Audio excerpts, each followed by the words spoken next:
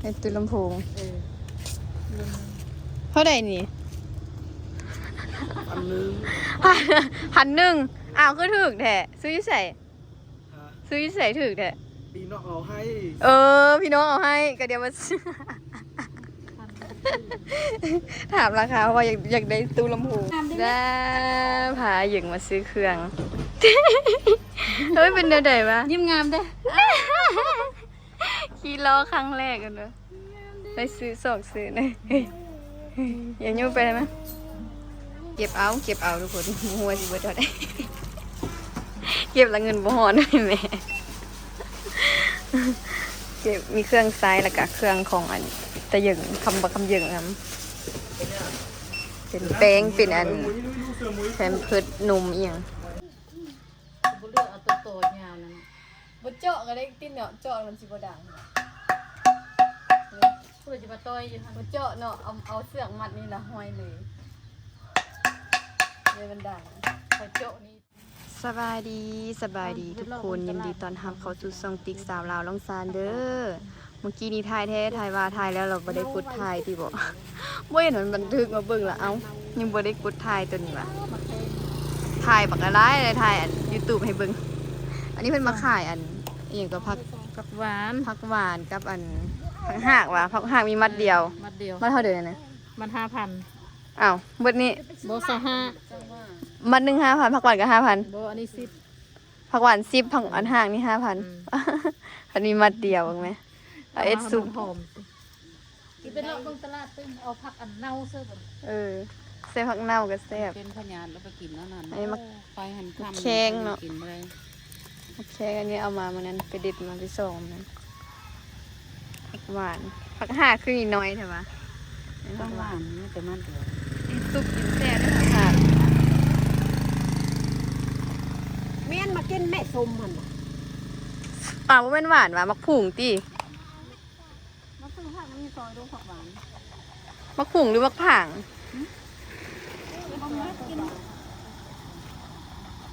เอาเคลื่อนได้เองเนี่ย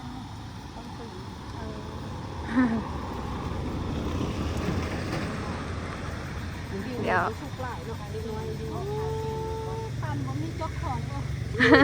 เห็นแต่เด็กน้อยขึ้นหวานว่ะส้มว่ะกระเดียวว่าหวานเห็นเด็กน้อยเขาขึ้นเอาแถวว่ะว่ามีเจ้าของวะของไม่ได้กินเลยปลามังเงาะอยู่นี่คือกันอุ้ยตัวหมานี่มังเงาะอยู่เหงือนี่กันตัวนี้นะ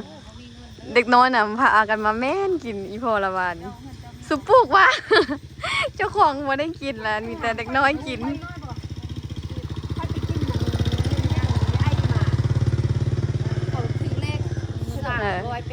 อยู่ร้องศาลถ้ามีคนถือกันหวยทุกคนมีคนถือเลข405 ล้านนี่เป็นหลานเพิ่นเนาะเพื่อนเขาไปเอาเสาหลักม้วนเดียวเป็นเจ้าพอมาว่าไปกินป่าจะได้กินจากต้นน้ำมะขามมือส่งตึกนี่ถือหลายวันกินแต่น้ำมะขามเหรอเอาเลขไปกระเดิมซุ่มตีชั่วไปเมื่อ600,000ซื้อมัน600,000วะซุ่มมัวติบ่เนาะโชคดีเอาแถวว่าเนี่ยอันส่วนน้อยได้สิได้โชคดีนะซุ่มมัวละถึกเลย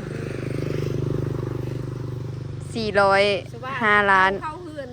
ตัวเยอะฮั่นเราไม่ฮั่นจะเอาไปกินแม่เขาบ่กินแล้วโทรไปหาคันโก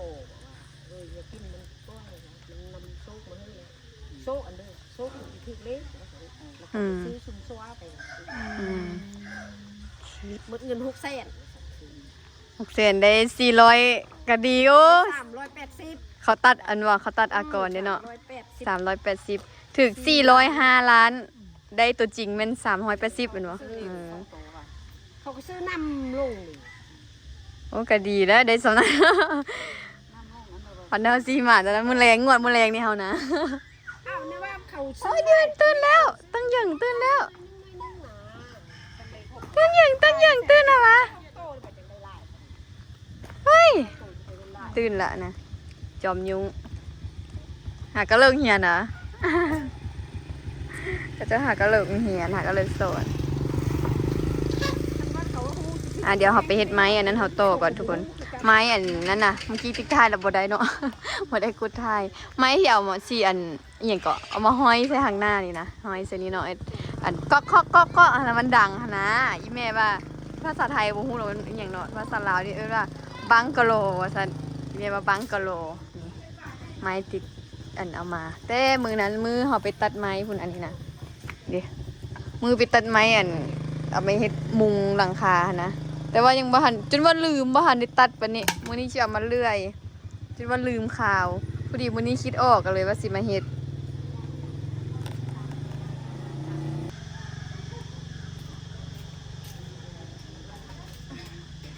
มาบัดนี้สิมาเลื่อยเบิ่งมันแห้วนี่มันสิได้บ่เนาะ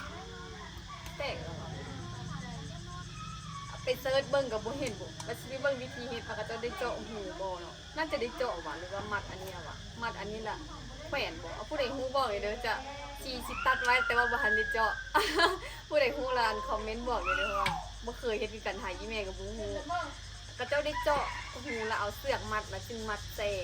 สูบบ่จึงมัดใส่ไม้แล้วจึงอันเคาะมันจึงดังบ่เนาะหรือว่าแบบใดมันก็ดังว่ะผู้ใดฮู้คอมเมนต์บอกเลยเด้อเดี๋ยวสิตัดไว้น่ะแต่บ่ทันได้เจาะ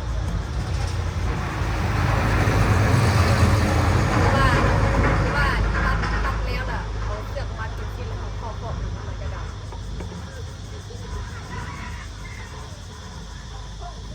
ยาวสุดเรื่อยเนี่ย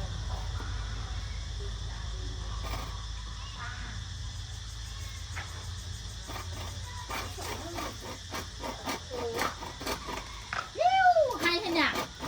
ขออันสปอนเซอร์ขอเสื่อง สปอนเซอร์โอ้ยตายน้ำตานะสู้เอ้ ให้ ยสู้เอ้ยน้ำตานี่นะ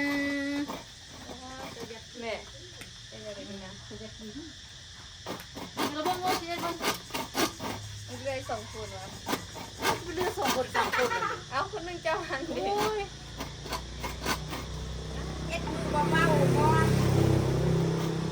เคยเรื่อยอย่าเคือ เอ็ดเบาๆคอยเลื่อยไปก่อนจะกินเล่นลงมาเดียวมันบ่เข้าพี่เคยผิดมาอยู่ ไปเดี๋ยวให้ยากินโอเคเพลงเบ๊บละ รอดดีวะตึ๊ดตึ๊ดตึ๊ด โอเคอ่ะ เอาเรื่อยจังเด็มันจึงนั่นวะมันจึงสิบ เป็นเขากินอันเดียวจะแย่งน้ำเขา มัมนี่มัมนี่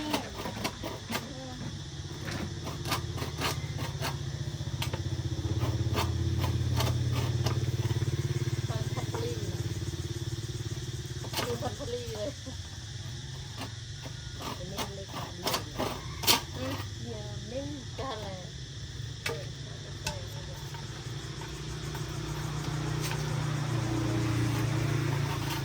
สวยเลยค่ะเทียบ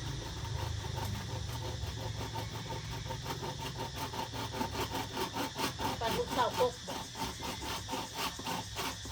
เยี่ยมกูเต้นหน่อยสิ เรื่อยไหมกับเต้นเหรอ ตำแจ้วกับเต้น ต้องเยอะ เดือน5จะมาอย่างนี้คุณแม่ ก็น่าจะได้มาแล้วนะ ไปพอเดือนละบวช วันที่1กับเดือนไปวันที่1 เอาเงินเดือนมาต้อนรอเนาะเงินเดือนมาต้อนอ้ายรอ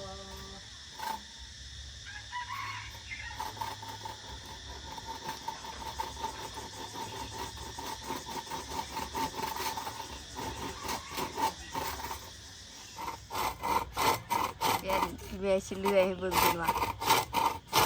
มันจิขาดแล้วด้วย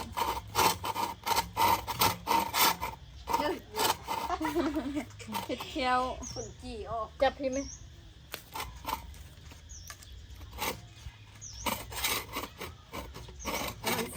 สั่นมาโอ้ลงลุ่มมันก้น บ่ได้อ่ะ เอ๊ะ บ่ได้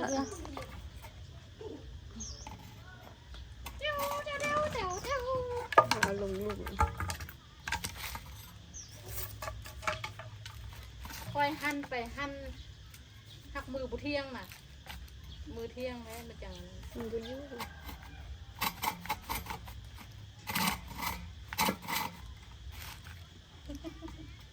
เอ้ยเอ้ยไอ้หนังวะไอ้หนังวะ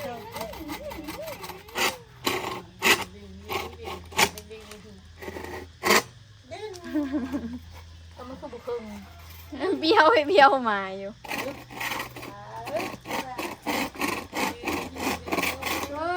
เบี้ยวปะนุ่มแม่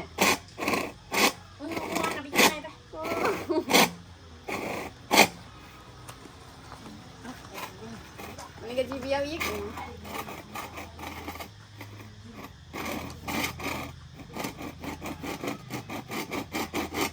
ด้วยคนละเบื้องเลยบ่เครื่องกัน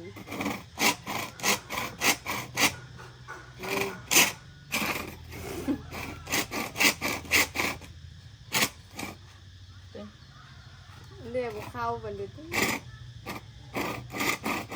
เรียกจะดึงนะ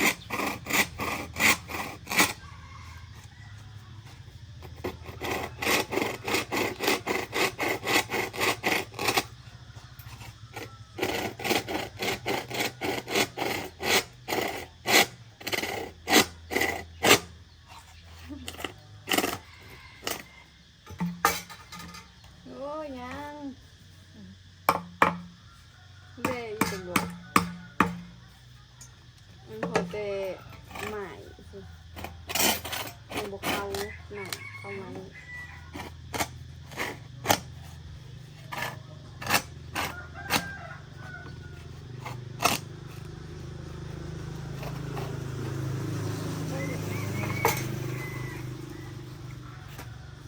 บ่มีดเอาผ้าเลยมาโขก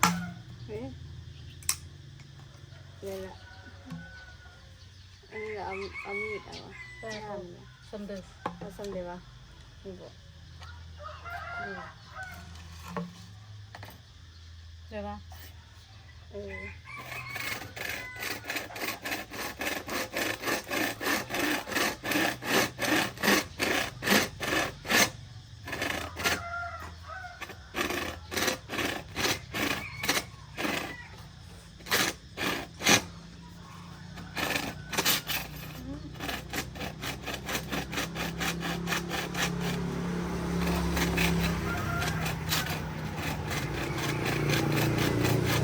ไม่ดิบมันง่ายกว่านี้ ไม่ยาว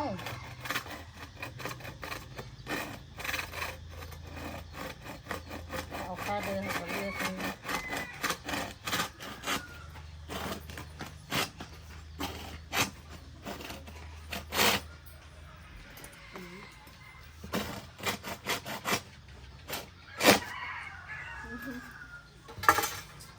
น้องหินยังบกขาดอยู่หักมันก็บกงามเอ้ยเลื่อยลงนะ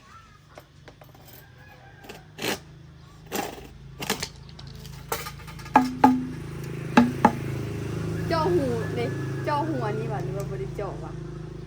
เห็นเครื่อง เอาไปรอเอาไม้เคาะเลยไอ้ซีสองอัน อันนี้คือว่าบุมีโต เป็นตัวนี้มันอีเมลเอาไม้ตีนที่ บุเลือกเอาตัวโตยาวนั่น บดเจาะก็ได้ตีนเนาะเจาะมันสิบ่ดัง เพื่อจะมาต่อยอยู่ทาง บดเจาะเนาะเอาเสือกมัดนี่ละห้อยเลยเลยมันดัง เขาเจาะนี่ตีทำไมซอสนี่ล่ะ บูฮู้แหละเจาะหรือบ่เจาะวะเพราะว่าเอาเสือกมัดเลยดีกว่ามันก็ลูดแล้วมันก็ดังเลยเจาะนี่มันสิดังบ่ยันเจาะมันก็ดัง เคยเห็นแต่เห็นเขาเจาะนี่ทำไมกายเสียนั่นคือวัวมันจีดาเอานั่นมาเอาตัวนี้มา เอาตัวนี้เป็น คือว่าเอาตัวแบบนี้มา สองโลได้ก่อนเป็น เอาได้เลย เอากับอันนี้ตัดอีกหัวมันแล้วก็ตัดเงาอันนี้มันน้อยดิ ตัวดีบุมีอยู่ โอ้กับตัวนี้แหละกับตัวนี้ตัวนี้แหละ จับทางมันคือวันนั้น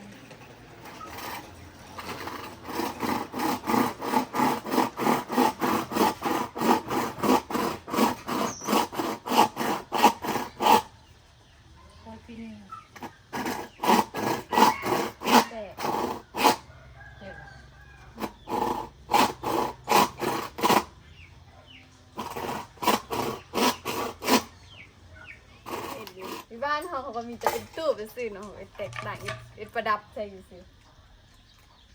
มันก็ไม่ได้เสียเงินเสียคำมันเด้เนาะจะเสียเงินเสียเงินเสียเงินเฮ็ด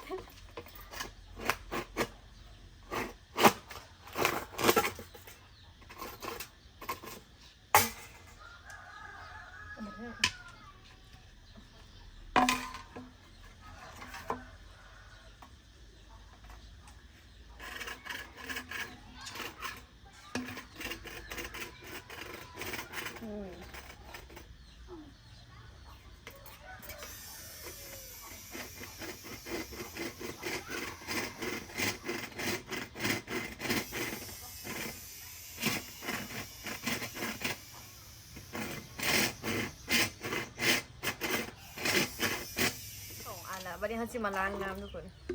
เพราะว่ามันเปื้อนมันทึกขี้ดิน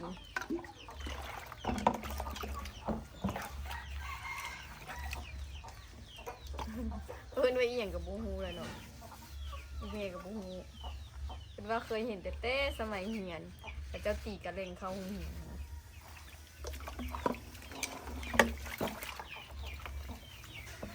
ฮอนเด้ฮอนว่าทุกคนเลยเบิ่งเหือสมฤทธิ์ไหมเบิ่งเหือหากระอาบน้ำแล้วนี่เหือสะอีกความว่าฮอนเนี่ยมื้อนี้อยู่ลงศานี่35 องศาอยู่นครหลวงมัน40 องศาโอ้แบบโอ้ร้อนตับแตกมากร้อนตับแตกโทรศัพท์ก็ฮ้อนนี่แต่สีดับถ่ายเมื่อกี้ก็ดับถ่ายไปถ่ายมาดับเองฮ้อนเด้เนาะนี่นะยังเอิ้นแมวไว้ยิ้มหวานดูยิ้มหวานให้เลยยิ้มหวานดูเฮ้ยยิ้มหวานนะเอิ้นกิกกี้ดูเอิ้นกิกกี้เอาได้เอิ้นกิกกี้เอาได้เอิ้นเอาได้เอิ้นปิโป้ดูเอิ้นโป้เอิ้นเอาได้เอิ้นหมากิกกี้เอิ้นเอาได้นะสะอึกกอกอยู่หน่อยเอาน้ำให้กินได้หน่อยเอิ้นหมากิกกี้ดูให้เอาได้ห้องแมวเนี่ยห้องแมวเนี่ยแมวห้องเดียวไหนยังแมวห้องเดียวไหนแมวเอ้ยแมวห้องแมวไว้ห้องแมวไว้แมวห้องเดียวไหนแมวน่ะแมวเว้ยเป็นอย่างนั้นแมวเว้ยละมีอารมณ์ฮ้อนพุ่นเนาะเฮ็ดเอียงกับปูหัวบางเยิกมาซื้อเกิบเกิบเพื่อมีเกิบตัวที่ใส่ได้หันกันน้อยละเลยพาเพิ่นมาซื้อเกิบเนาะเบิ่งนุ่งเต็มสุดมาซื้อเครื่องเนาะซื้อเกิบพุ่นน่ะจักเบิดออกแล้วบัดนี้ซื้อเกิบซื้ออันนมซื้อแพนเพิร์สซูเปอร์ไปเลือกเบิ่ง ไปนี่อ่ะ ไปสิพาไปมินิมาร์ทพาไปกิโลก่อนว่าหาสร้างหัวใหม่ร้านผมฟูใส่เจ้าของอยู่เหนือคุณเกิบอยู่เซนอ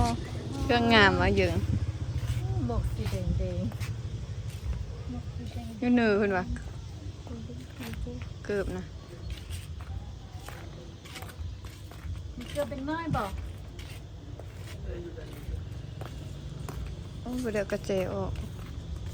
ขายหลุดเลยให้ตุลำโพงเท่าไหร่นี่1,000อ้าวคือถึกแท้ซื้อใส่ถึกแท้ พี่น้องเอาให้ พี่น้องเอาให้ก็เดี๋ยวมาถามราคาว่าอยากได้ตู้ลำโพงว่าสิใส่ได้อยู่ว่าเยอะบ่ติเนาะบ่มีนบ่เนยบักเหยิงสิได้บ่เกือบเหยิงไปเบิ่งหาอันข้างหันปิดบ่ว่ามีแต่ตัวใหญ่ๆเนาะอันนี้ก็ใหญ่ ได้คือจะได้เกลือแบบนี้ให้มันเนาะตัวนี้เฮ้ย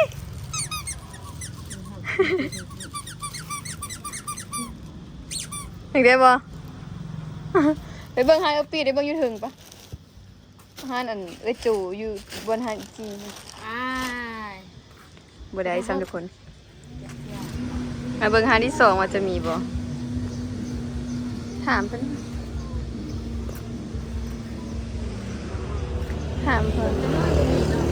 เกือบเด็กน้อยซ้ำนี้ก็มีว่ะบ่มีอ้าวเหยิงบ่ได้ซ้ำเกือบน่ะ มีตะคูใหญ่ๆตะเกือบคูใหญ่นี่ยังบ่มีเลยไปเบิ่งอยู่หาเอ้จูปะอยู่เมืองไกลไฮจีนะมีแต่ประเภทเสื้อผ้าของผู้หญิงนี่ตั้งหลายเนาะเครื่องเนาะมีแต่แนวนะฮักงามๆเบิ่งหาที่3หานี้อยู่ไกลกับหานคุจีหานยำจีนคุจี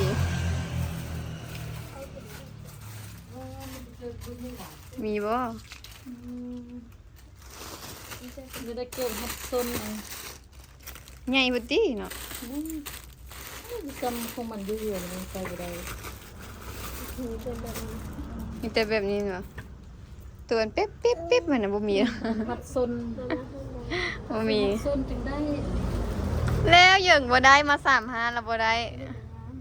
ด้ใส่เกิบแล้วเหยิงนะ อีกกับซน มันใส่บ่เป็นใส่แล้วก็ออกอันแล้วนะต้องมีอันทัดซนหั่นไป ซนจึงได้จัง บ่ได้ใส่เกิบแล้วเหยิงนะไปมินิมาร์ทเลยมินิมาร์ทก็มีแต่ว่ามีแต่ตัวใหญ่คือกันเนาะแล้วพาเหยิงมาซื้อเครื่อง เฮ้ยเป็นแนวใดวะ ยิ้มงามเด้ ขี่ล้อครั้งแรกกันเลยไปซื้อซื้อเลยอย่ายุ่งไปได้ไหมซื้ออัน เอาหยัง ซื้อนมมันอยู่นมบ่ได้อยู่ฝากนี่ตีไอ้เติ่งยังเอา เลาะมันนี่แหละ ได้เปิงมันฮัลโหลเบิ่ง เอามันขี้กันเนาะ ไปตากเอามาตากเองก่อนเพราะว่าฮ้อนแฮงฮ้อนแท้ฮ้อนว่าจะสิเปื่อยหยังมักว่าหยัง เอาหยังเลือกได้ไหมยิ้มงามเด้ยิ้มงามเด้ ยิ้มงามดูยิ้มงามดูยิ้มงามให้ได้เลยแล้วว่าปะไปโซนอันนั้นเลยซื้อสิมาอันซื้อเปอร์กับนมแต่ว่าเลาะเลยเนาะอย่างเนาะ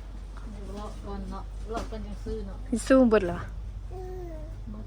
มันก็ซื้อนี่เลยอันนี้เท่าไหร่วะเอาราคามันเป็นตัวไหนเนาะอีไม่ซื้อเท่าไหร่นี่แม่ 37 36อ่ะใส่กระตาเฮ้ยเจ้ยเต้านมอย่างมาเดินนุ่ว่ะนุ่นี่เปิดมันเด้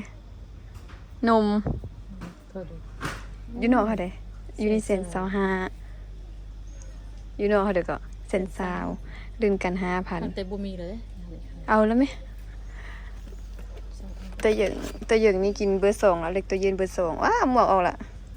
เลือกใส่ฮ้อน เมื่อวานนี้แม่ก็ซื้อไปแพ็ค1ละเอาอันกับ1เหรอเอามาซื้อเปอร์มันเด้ สีฟ้าอยู่นี่นี่ เปอร์อันสีฟ้าไม่พูดดิไม่ยังมีแต่สีเขียวเนาะสีเขียวสีส้มซื้ออย่างบ่มีดิ ไปทางหน้าไป บ่มีก็ไปเอาอยู่หาอันสะดวกซื้ออยู่นอกได้ยัง ดีใจ ดีใจแฮงมักสุดได้เกิบนะแม่มันสิได้ใส่บ่ได้ติเนาะฮะแม่มันโทรมาว่าใส่บ่ได้ติของผู้หญิงซ้ำ จังเดี๋ยวนี้ใครอ่ะ เด้บ่คักเนาะบ่ได้แล้วเครื่องแต่อันนี้ก็คู่ใหญ่โอ้โนจับนี่ ซื้อจอยซื้อ ยังเอ้ยแดง ลงได้อยู่ บ่ได้เกิดแล้วเจ้านะ มีเกือบซ้ำมีแต่เกือบ มีแต่คู่ใหญ่ๆตัวน้อยหัดอัน เกือบผู้ชายนี่ตัวนี้ ฮะ ตัวเยอะเนาะ ใหญ่ มันจะเกือบแล้วจ้ะ ได้สิเกิดแล้วได้ไปเวียงจังซอกซื้อเนาะซอกก็ได้เอาตีนมันได้เป็นรอง เบอร์สาม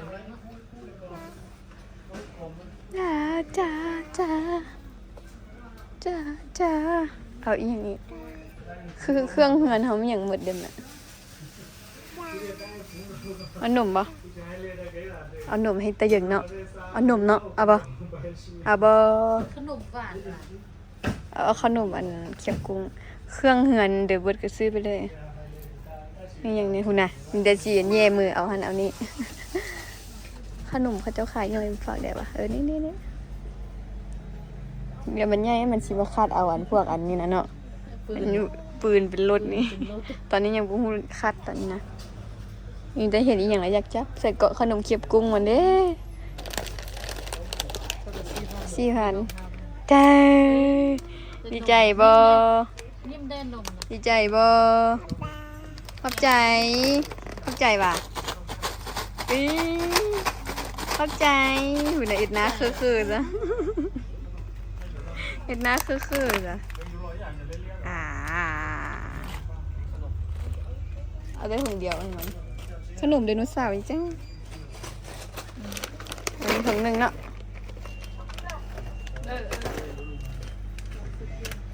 ไป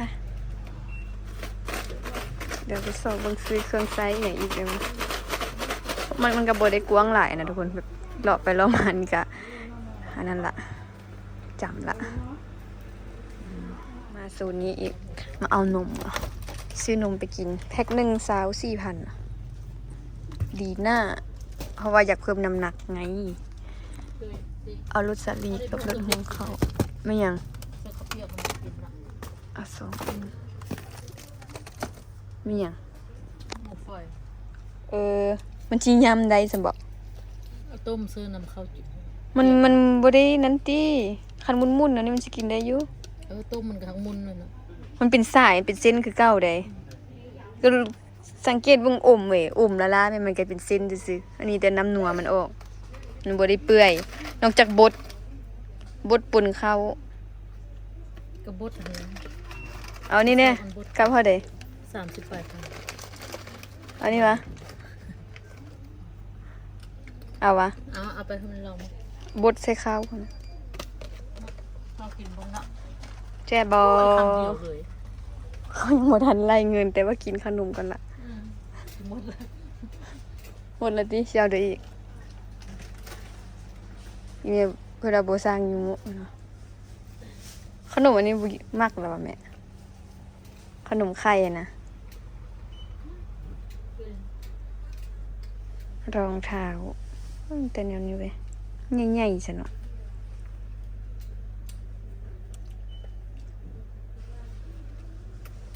เก็บเอาทุกคนหัวสิเบิดเท่าใด เก็บแล้วเงินบ่ฮอดด้วยแม่เก็บมีเครื่องไซส์แล้วก็เครื่องของอันตะหยึงคำหยึงนำเป็นแป้งเป็นอันแผ่นเพิดนมอีหยังแผ่นเพิดบ่ได้ซ้ำนี่บ่ได้แผ่นเพิดนี่ ซื้อยังไงซื้ออยู่นอกเอา ตัวเคยใส่อย่างบน ขนมมันนี่ขนมอันนี้พร้อม ตัวนี้เจาะละตัวหิวแห้ง เบิ่งว่า แพงเนาะ เขาซื้อเครื่องเขานี่จะมืดเท่าใดทุกคน อะไรก็เพลงเบิ่งตะหยึงนี่นะเยิงงง